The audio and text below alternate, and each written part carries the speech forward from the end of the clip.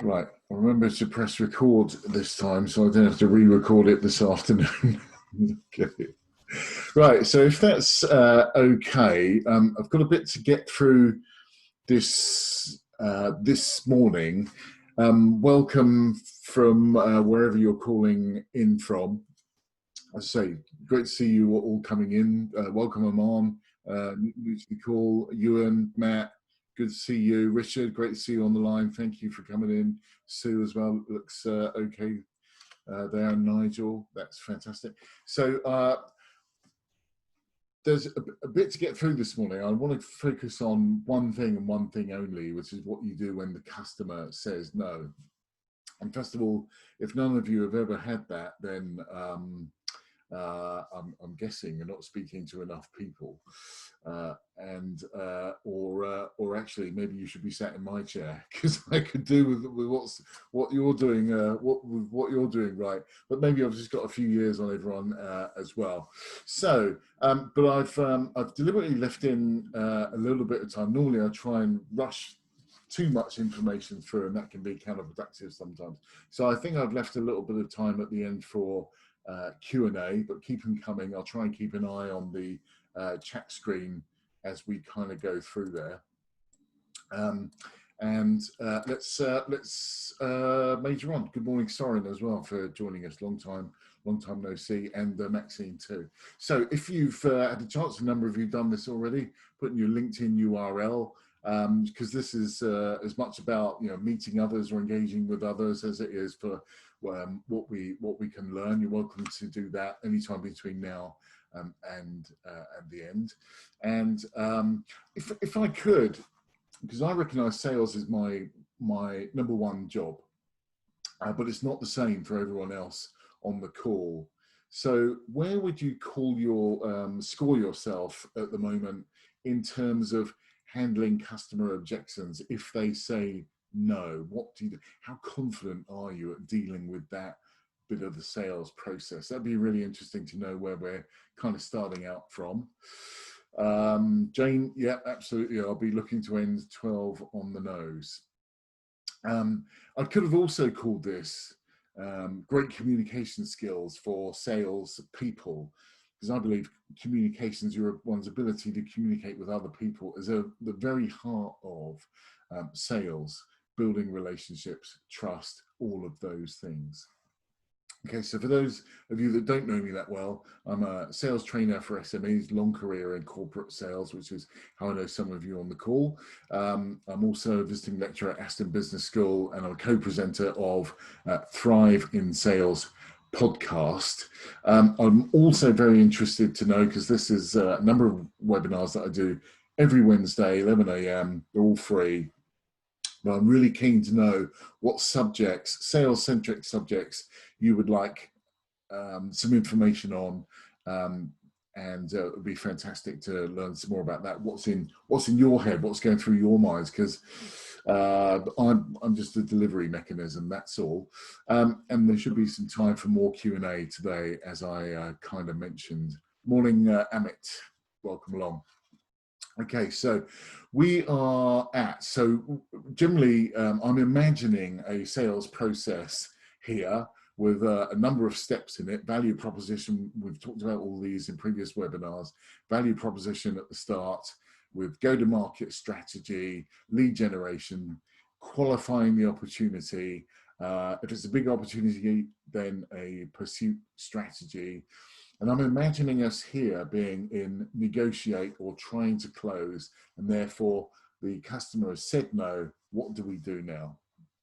And thereafter, we should be able to maximize yield. That's the sales process that I'm talking about.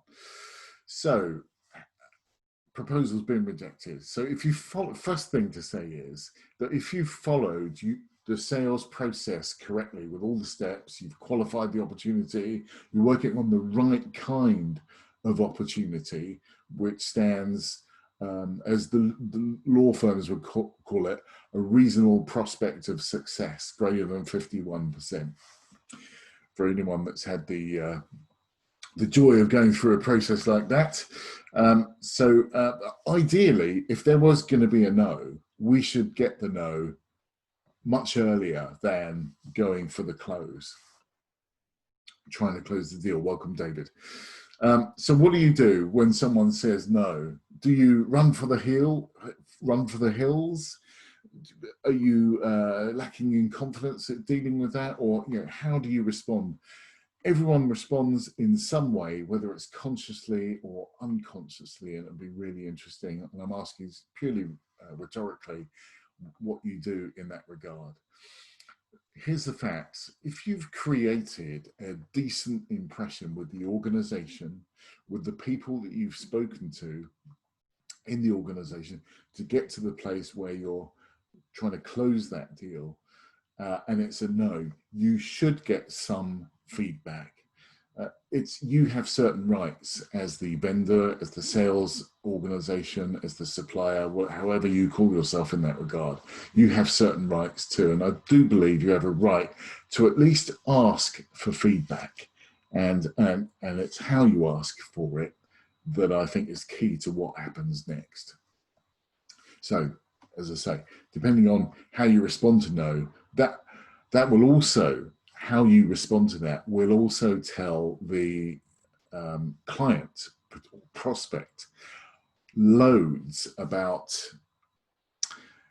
where you and where your company is at in that process. Now, at least one person on the line with me worked with me about 20 years ago, and we went through a tumultuous time where our share price had gone from something like £16. We were the darling of the London Stock Exchange, and we went down to a low of 36 pence, which in my opinion was overvalued even then. But how you respond to no, are you really desperate? Do you really need that deal? You can really send out some negative signals, which will have your prospect running for the hills. So if you've got to deal with these things really calmly, rationally, objectively, as a natural process that you're kind of going through. That's what we're trying to do here. Okay, so on the right hand, so that was context on the left hand side of the screen. On the right hand side of the screen, here's some thoughts for you around what we should be doing.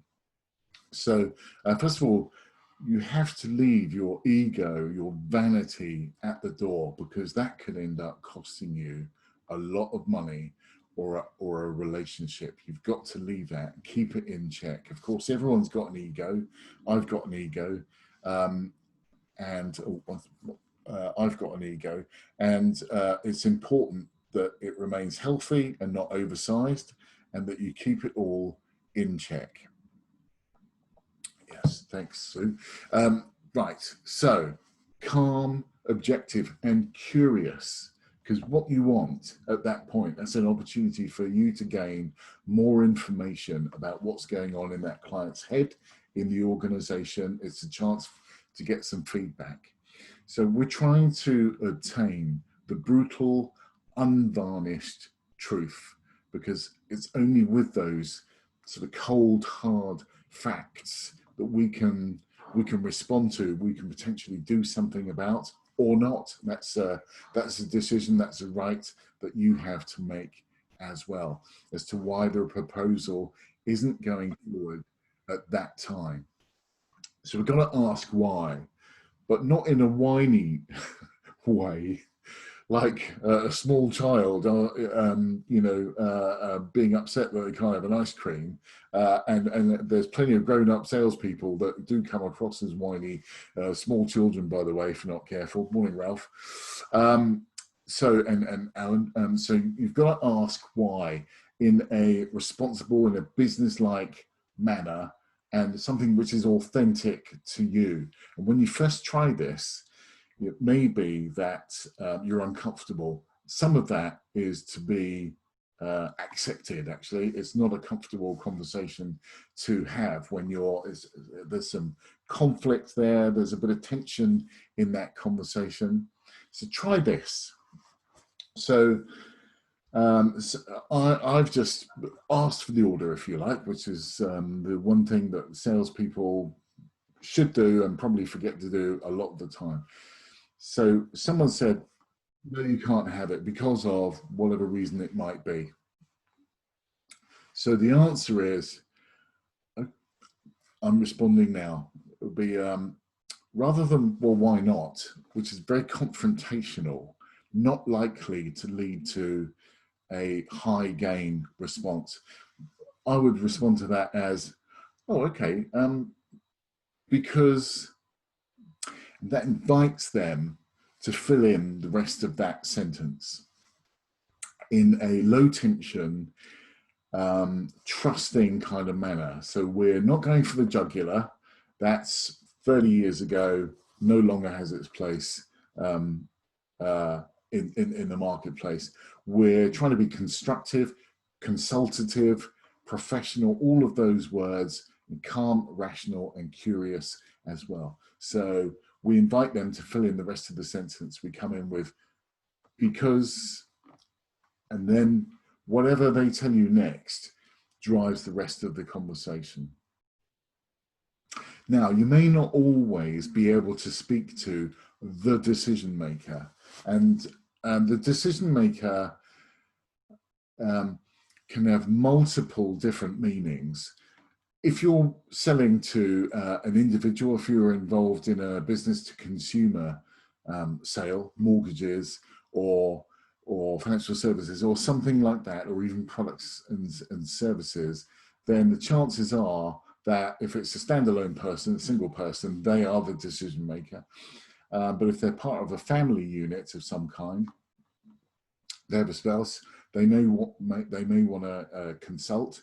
But also if you're in a business-to-business situation, then it may well be that person that you're talking to plus any number of others. And just as for instance, I worked on a particular project with a large US investment bank some years ago on a 3-year service contract. When we first did the agreement, there were 3 people involved in the decision, all of whom had to say yes. And that was fine, and that was expected. And because I'd asked the question before we all started, I knew that it was not just Richard, the person I was talking to, it was a number of other people involved as well.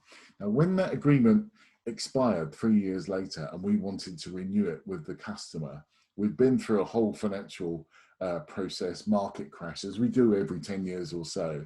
And something called the Sarbanes-Oxley Act came in, and which is around corporate governance, certainly for financial services companies.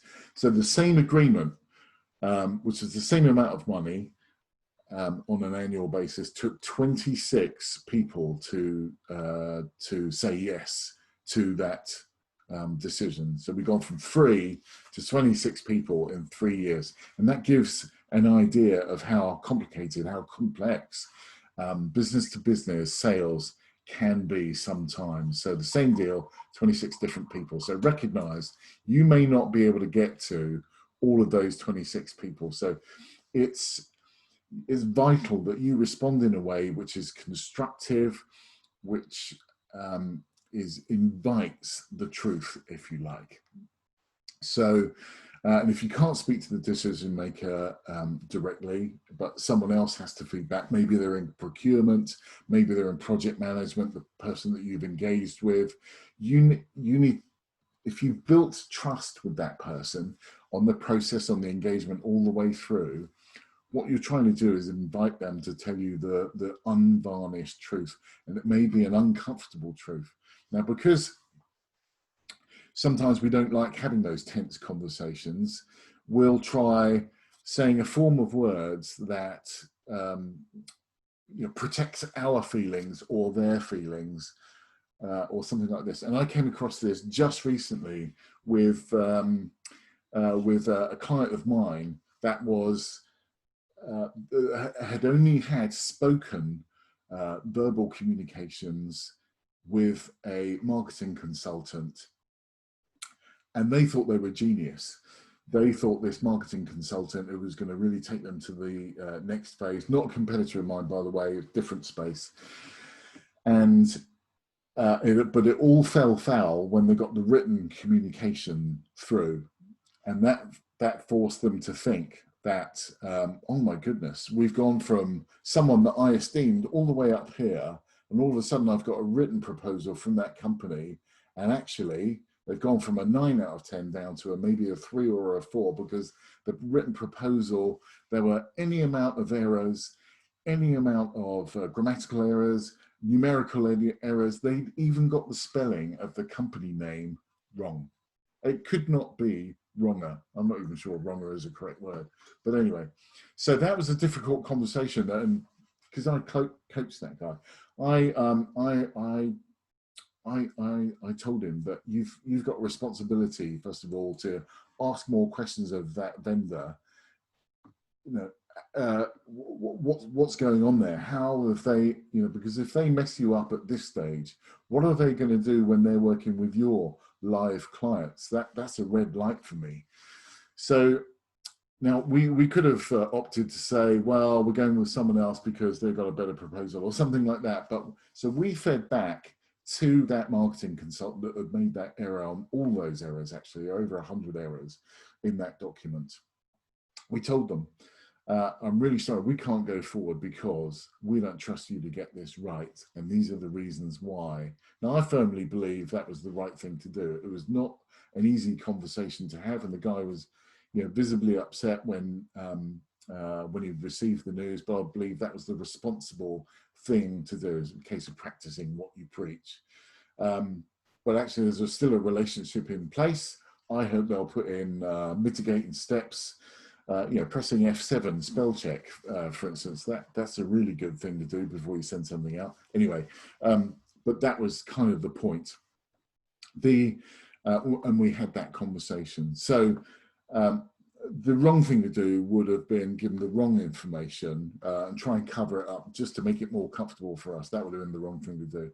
And so when you're on the other side, when you're the vendor and you're speaking to a client, you've been told no, then you want to create that culture of truth, of trust in the relationship between you and them, you and the company. And one thing you must not do also is if you're not dealing directly with the decision maker, if there's a gatekeeper or a go-between or whatever the phrase might be, is you mustn't allow them to guess.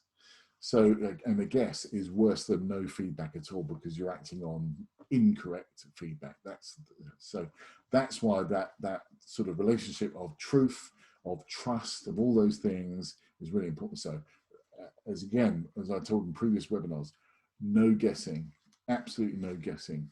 Or if you are guessing, when you're trying to get feedback, for instance, on something, let them know, I'm guessing that, da, da, da, da, da. That tells them in advance. That's a guess. Okay, right. I really majored on that because it's so important to this conversation, to this to this mindset. Okay, right. Going on. Here's a case study. So I like to bring to life some sort of personal stories that are number one, factual, because I lived them, and I just think that kind of helps sometimes. Excuse me a second. Hang on. Marvelous. Okay, right. So there's a case study here, and also an added one as well, which is why I've called it 1.5. So I'm going to talk about person G today, because that's what the first name begins with. And this person is the dean, or if you like, the CEO of a top faculty within a university. So they are the top person in that particular business unit, if you like. But they're not the vice chancellor, they're not the group CEO, if you like. So they have some sort of power. Okay, right, I'll come to that. Amit, remind me at the end when we've got questions, if you would. Okay, so this person is positionally important, but not the most senior person. But in my world, they were the most senior person that I felt I needed to talk to. So in January of this year, so relatively recently, I was given approval to go and do some work for them. And from my day-to-day contact, not from top person. And it was rebuffed by HR. So apologies if anyone from HR is on the line. This is not disrespecting HR. They have their processes. But HR said, well, you can't do that. And the reason you can't do that is because Keith hasn't got a master's degree. It's actually worse than that. I haven't got any degree. So it's kind of a badge of, a badge of honor at the moment. But anyway, so this person hasn't got a master's degree. So I could have, bearing in mind, I wasn't talking to the top person at the time. I was talking to my day-to-day contact. So, but I was consciously aware of that. So I could have said, oh, that's really disappointing. Oh, well, maybe another time. But no, I've invested all that effort, as have they, in co-creating a proposal for me to go and do a piece of work. And HR has jumped in, following their processes, given their due, and said, well, you know, Keith's not qualified because of the lack of master's degree. That was the feedback, and it was correct and true according to HR, and give my contact his due. He fed back the truth. So I said to another person called G, my day-to-day contact, okay, look, I'm not sure I agree with that, because I've been around the block a little bit and I've got some experience here. I would like to call person G at the top of that screen, and I'd just like to chat that through, because I think there are mitigating circumstances here. Do you mind if I do that? That's really, really key. So the offer was, I'd like to phone your boss's boss's boss, because there's multiple layers. I'm gonna do that. I need you to know I'm going to do that, and I'd really like your support in doing that. So I don't need you to do anything other than be aware. That's the point. They agreed. Okay, yes, okay, phone person G. So we've agreed that. I speak to person G, and I say, look, I believe my 30 years in industry, in sales industry, more than compensates for my lack of a master's degree or any other degree, for that matter.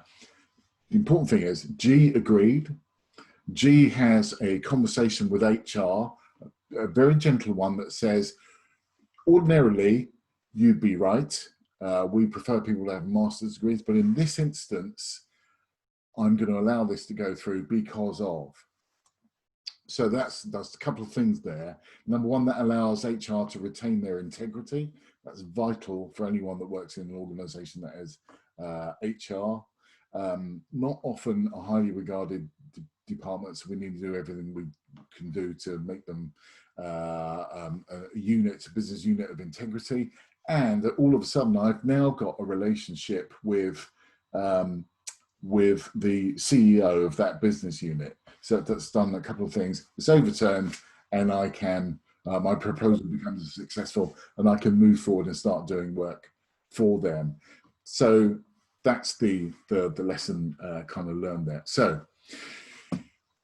a second piece of work comes up. As you know, when I've talked about maximizing yield before in companies, when you've got an existing client, what you want to do is build a relationship with them, build trust, and that, if you like, greases the wheels for further business that might come out of that organization. So 6-8 weeks later, I get invited by G to provide a proposal around another piece of work. I do that, it gets approved because I'm dealing at the top level. This is pre-23rd of March, by the way, and that's an important consideration. So 1 second. What happens next? In June, when the world literally has changed, I don't think anyone would deny that now. In some respect, I'm writing more business than I was 3-4 months ago, and that's a great thing, but the world has changed manifestly. So the decision was effectively overturned. Again, customer says no. What do you do? What do you do about that? These are extraordinary times. So I've got a simple choice then. I can accept that, yeah, you're right, business has changed, or I can challenge. Note the small c on challenge. Again, remain objective and curious. What happens? So now, given what I've told you as a bit of background in this conversation, in your chat box just now, I'd like to know what's in your head. Are you about building relationships, or are you about closing transactions, because that's what this comes down to. What would you do then? Would you go for the throat and attempt to close it and do the business right here and now because you feel really passionately about that? Or would you suggest that you're going to focus on the relationship, develop the relationship? Relationship matters most. Excellent. Excellent. Great answer. Great answer. So I chose to work with that CEO, given the fact that I'd already got some approval from that CEO previously. Go back though for, okay, right, yeah. Relationship for the long term. So given this person's body language, and I had a Zoom call, I missed that out. I should have perhaps told you. So I had some non-verbal clues to go on. We've talked about communications in the past.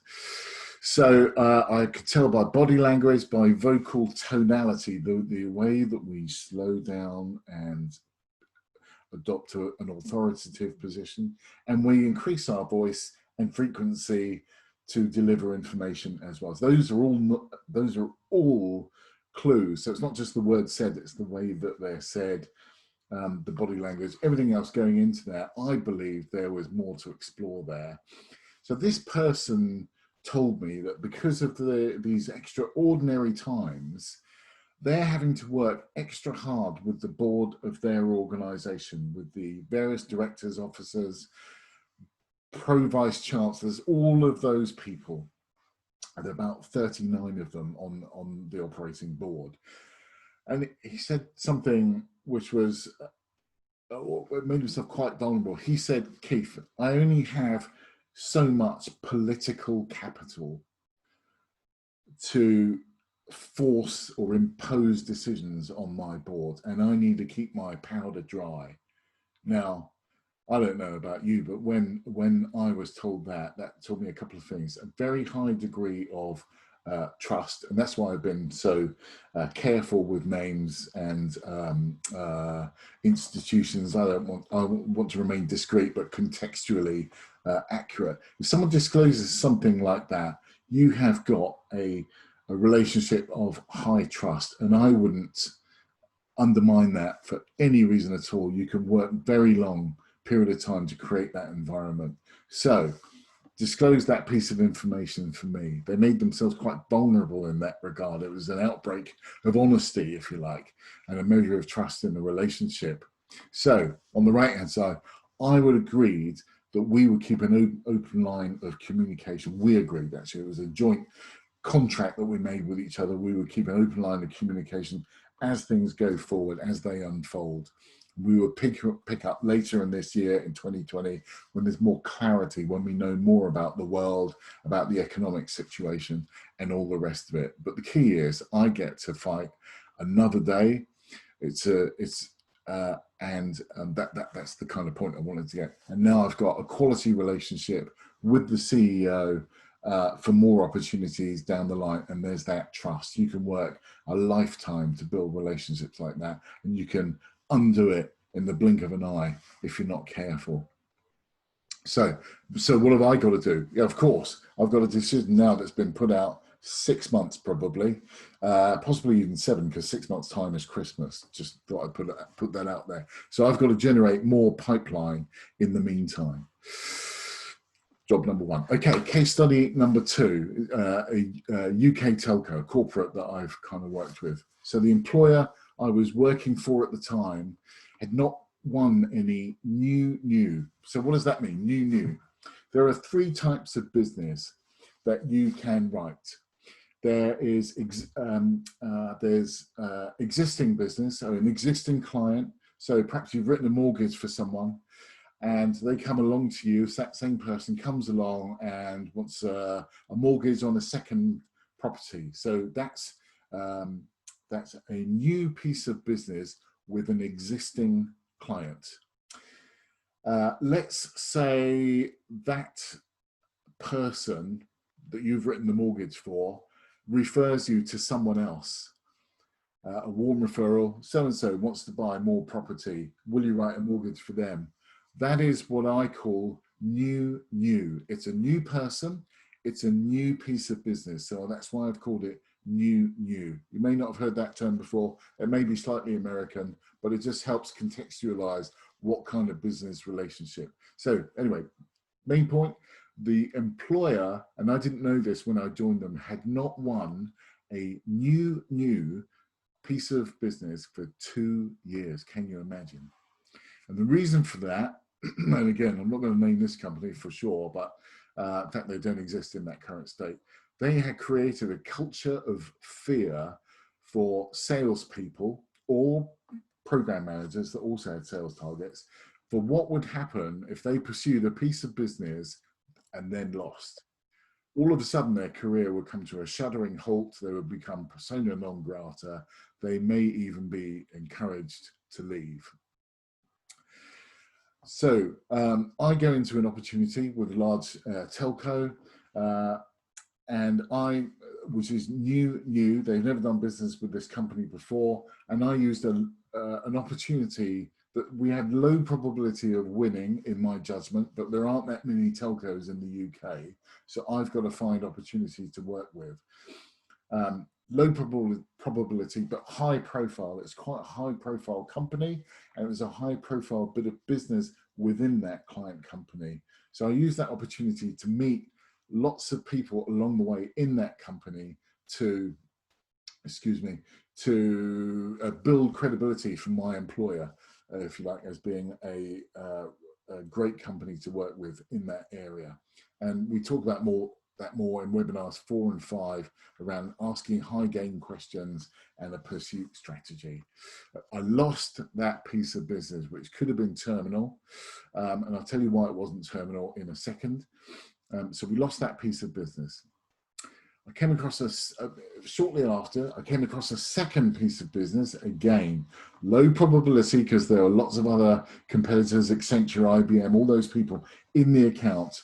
But again, a high profile opportunity that gave us opportunity to meet directors and senior managers outside the UK organization. So we got a chance to build and network with the international arm of the business. So we have more relationships to build within the European Union, as it happens. We lost that opportunity again, because I'd forecast it, we're not going to win. But what we are going to win is relationships, again, as I've talked about, to go back and sell another time. Okay, so what have we got? Let's do a P&L, an account balance on all that activity so far. About $60,000 in bid costs, in resources to write those bids, to research information, administration, sales budget, things like that, which is about 10% of my boss's overall bid budget on losing deals. That's not a great statistic. And we have zero revenue to show for it. So one needs to take stock. Okay, so maybe it's a chance to be third time lucky. Given that we have now built these relationships, we discover a massive opportunity, extra large, mega, whatever those companies call it, in our sweet spot. We absolutely excel, hence excel, in this particular area. We have great case studies, really relevant, other telcos around the world, China, United States, etc., that we can flagship, showcase. We do this stuff. That's the key. We can leverage all the relationships, so they're not null and void, all the relationships that we've built along the way. We can leverage those existing relationships from opportunities 1 and 2 along the journey. We have at least created credibility. We've signaled ambition with that client that we want to work with them. We're not just a show up and go home kind of institution. We're investing in that relationship, and that's a really important message.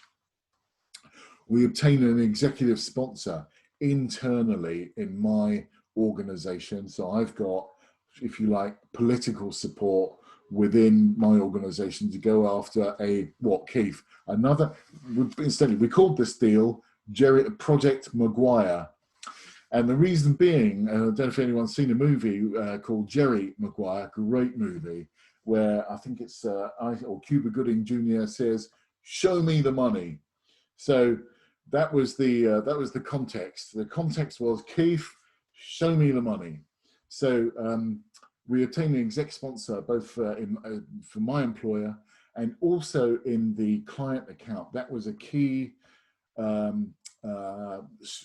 extra stride, extra benefit, if you like, that we had a sponsor, a really senior sponsor, who said, yes, I believe you're capable of doing this business. I believe you've got a really good chance of winning, and I will help you find your way around this account and speak to people. So we've got an internal champion, really important role. So we created a compelling value proposition. I spoke about that back on webinar 2, and a number of you know me from workshops that I've done on value proposition, which is basically what you do for a living, how it relates to your client. We assembled the right team, an A team, if you like, practitioners. Talked about that in pursuit strategy. There's no point in pursuing this deal if we haven't got the right level of resources on the account. Wouldn't have been worth doing. It resulted in a win, just over $1 billion of revenue over a 7-year term for an applications outsource. So there's a big win there. It was highlighted in the Sunday Times. So what's the lesson learned out of all of that? Well, first of all, the support of my manager was critical, and wouldn't have been allowed to do that third opportunity without their support.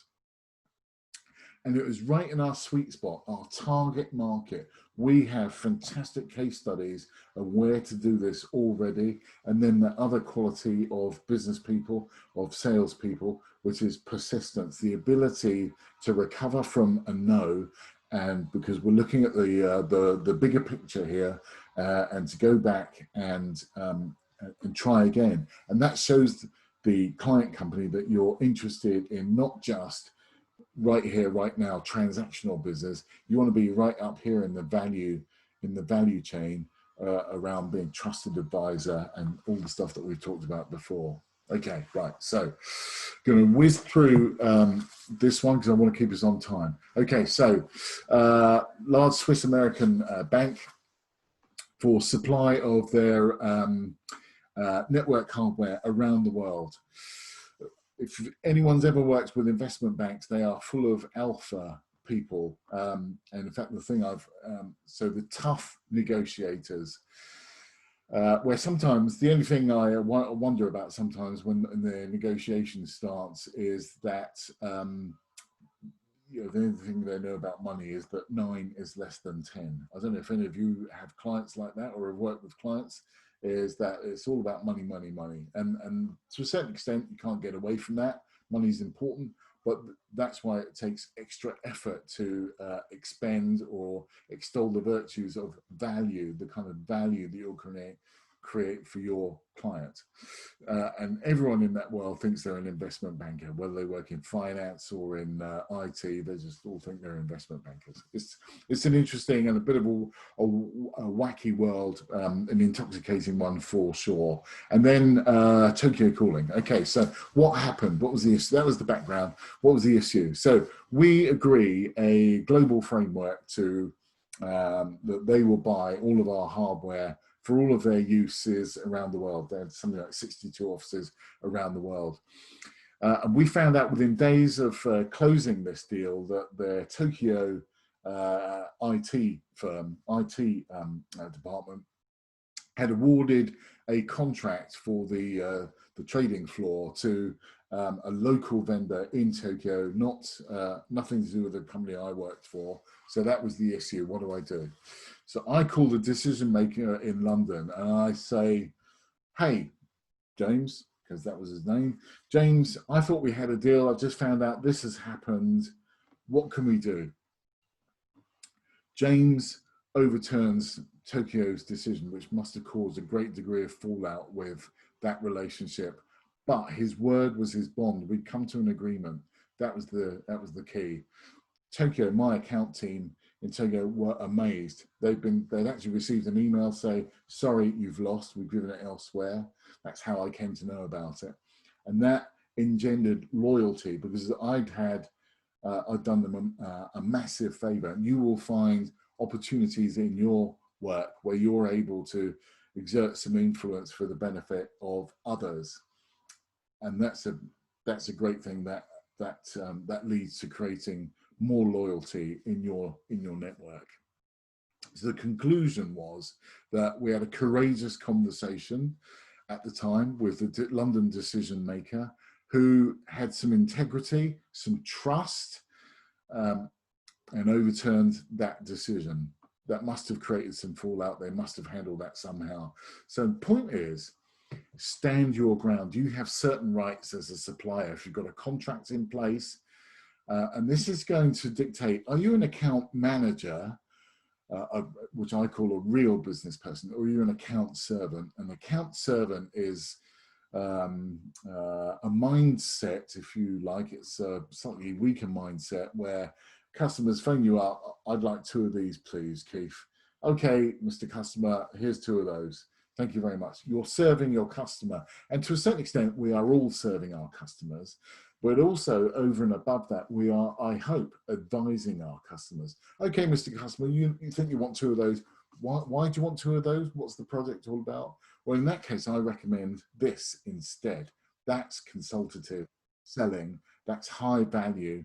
And that's absolutely worth its weight in gold. And you are fostering further trust in that relationship when you can stand your ground and advise them on a better way forward.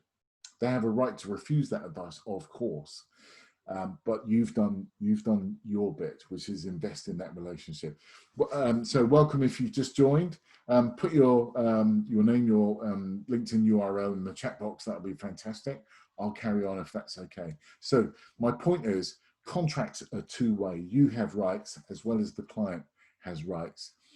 And the lesson learned, though I didn't do it quickly enough on this occasion, was to communicate the deal quickly and widely to your teams or your networks that you've done this, you've reached an agreement with a client. That way you'll maximize benefits quicker, sooner, of that relationship, and you won't have what I would call revenue leakage, where you fail to bill everything, or a competitor is allowed in illegally to mop up business that you're not really sweeping up. Okay, right. So case study number 4, before I go into Q&A. So the context, going behind someone's back and what can happen. So the context was South African bank, person R, with some help desk software. Deal value was about £20,000. I'd done 2 or 3 demos, so I'd invested in that relationship. Lunch, the only thing we hadn't done was breakfast. There was no one around at the time. We'd had lunch. I spent time. Then all of that investment was going on. I was being given the signals, or I received the signals as, this is our deal. You know, there's no one else. We're the guys. Then all of a sudden, I got told no, an email, which is, I think, a cowardly way to reject a candidate for a job or a supplier for a piece of business. So I was told no, and they recommended a competitor. So the deal wasn't actually done, but the recommendation going forward, and again, you can't always meet the decision maker, was that they'd gone to a competitor. So I disagreed. And I faxed the proposal to his boss. I can't remember how I got the fax number, but it was obviously a while ago. Otherwise, I'd have just emailed it or whatever. So I faxed the proposal to his boss. Boss, quite correctly, told person R about this, handle it. R phones me and gives me the brutal, unvarnished feedback of my behaviour, and frankly, I deserved it. And that's, I mean, I'm paraphrasing, but that was basically what happened on the phone call. And frankly, I deserved it, because that was a poor behavior on the part of salespeople. I certainly don't do that anymore, but you know, there's nothing like a lesson learned to remind you, don't do that. Manage it much, much better next time. Okay, so the wrap up, if you like, the takeaways that you can get from this. Leave your ego, vanity at the door. Listen and build trust. That's the hallmark, the bedrock of great sales skills. Ask why without whining like a small child. So, because something like that. What's the most important outcome? We talked about best possible result and minimum acceptable result in other webinars. I'm a firm believer 30 years hence in that is a great way. So this is the ideal thing I'd like to achieve at a meeting. But if I can't get there for whatever reason, I'd still like to achieve this, a plan B, if you like. Try to get some feedback directly from the decision maker. You need, because it's a bit like a counseling relationship. They can only deal with what you're being told.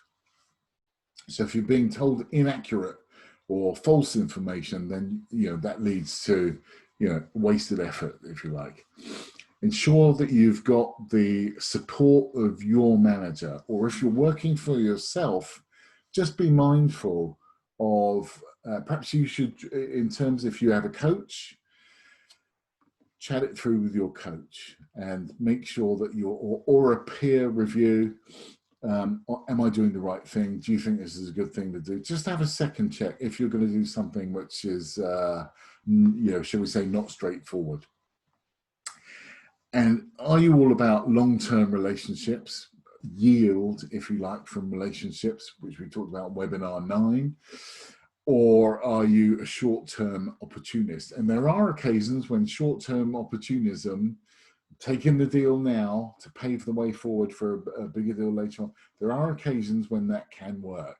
Not often, but they can work. So I'm not saying don't do it. I am saying just be conscious of what you're doing. And I continue now through bitter experience, going behind someone's back never ends well. So don't do it.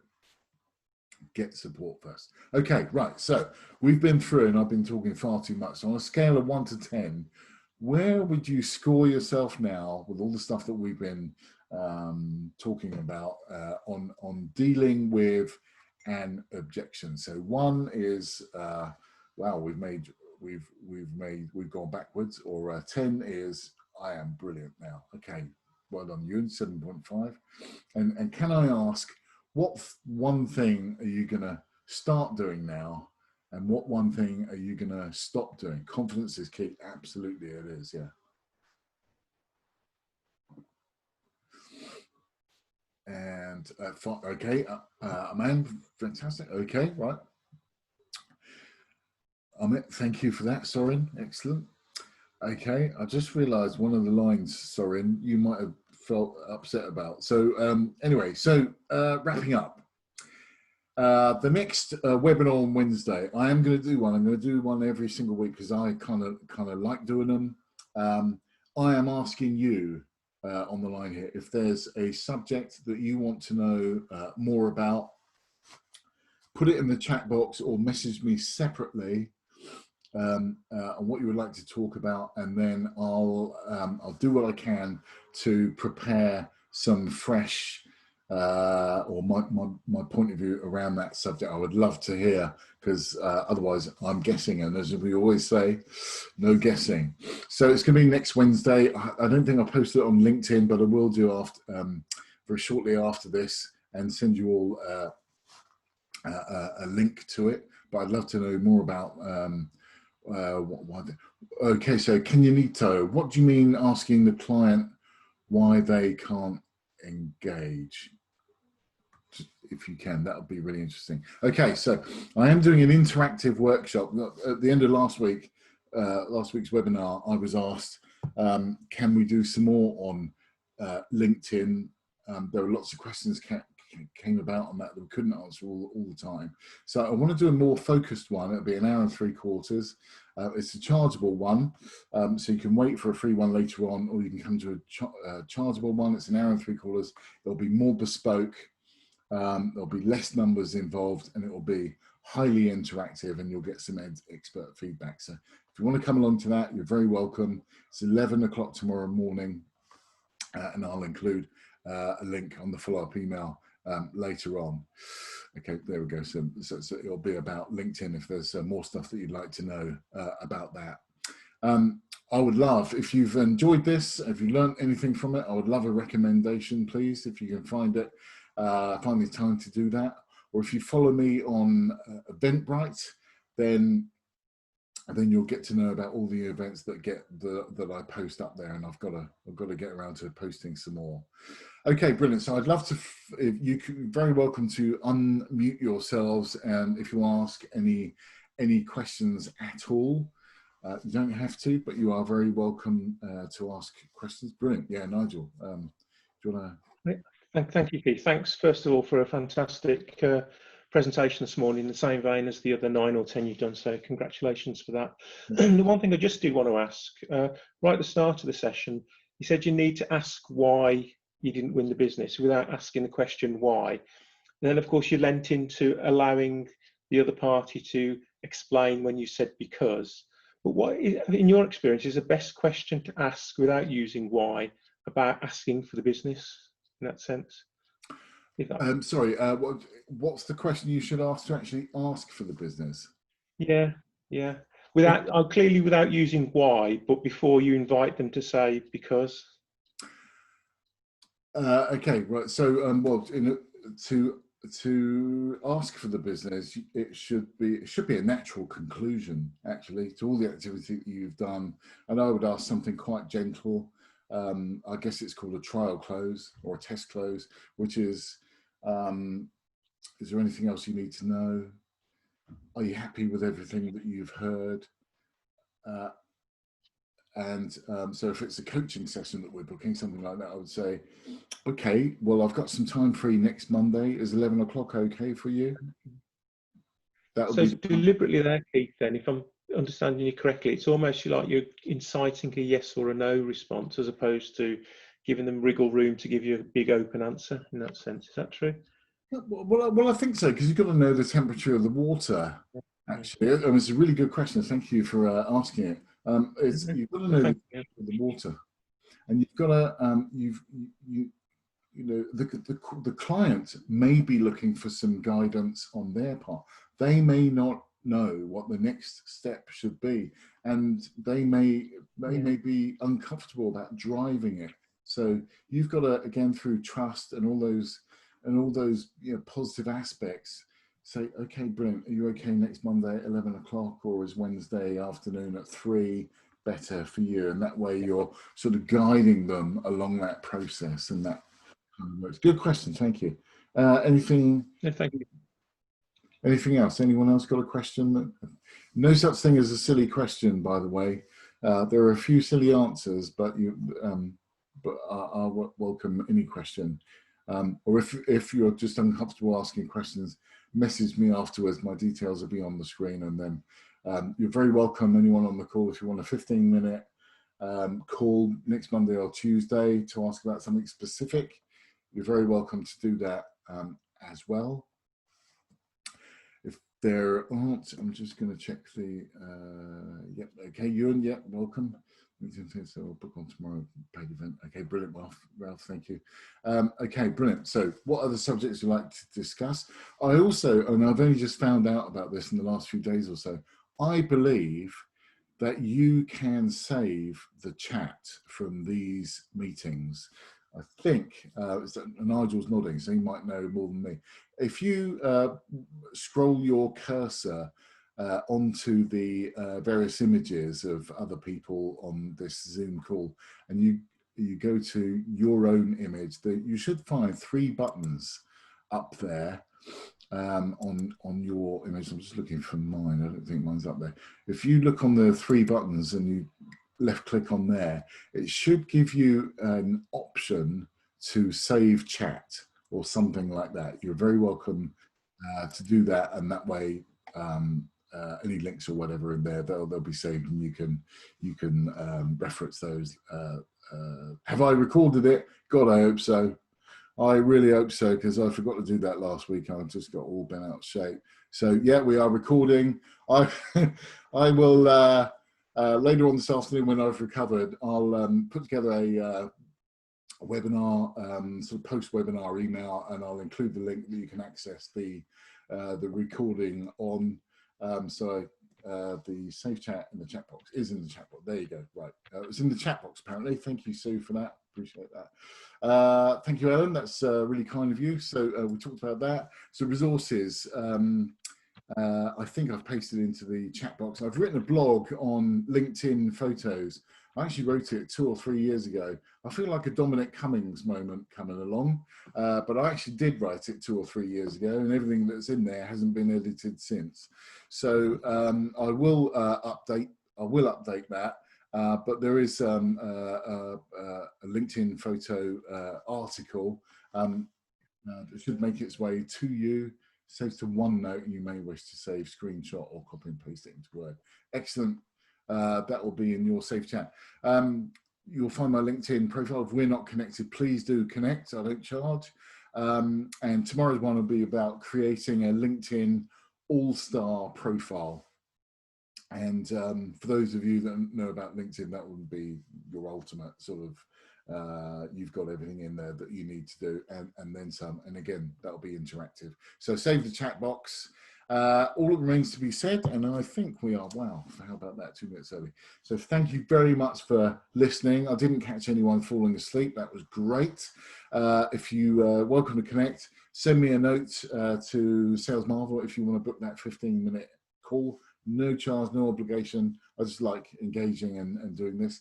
I could also encourage you, if you want further sales tips and also tips on wellness, the podcast that I launched a couple of months ago now with Niraj Kapoor, my fellow sales trainer, called Thrive in Sales. You can find us on Apple or Spotify or any podcasting site.